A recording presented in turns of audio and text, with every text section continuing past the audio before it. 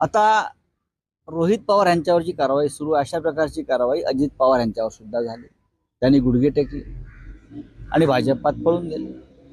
प्रफुल्ल पटेल यांची प्रॉपर्टी जप्त केली. इक्बाल मिर्चीशी संबंध असल्याचं पुरावे ईडीनं दाखवले.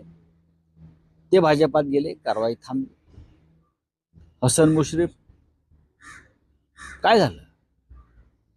अशोक चव्हाण आदर्श घोटाळा, त्यांच्यावरच्या कारवाया थांबल्या.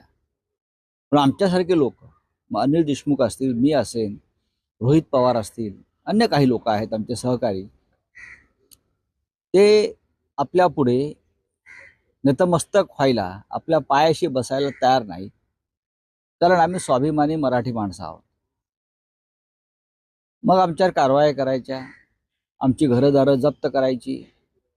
तुम्ही काही करा, पण माझा इशारा आहे की आमच्या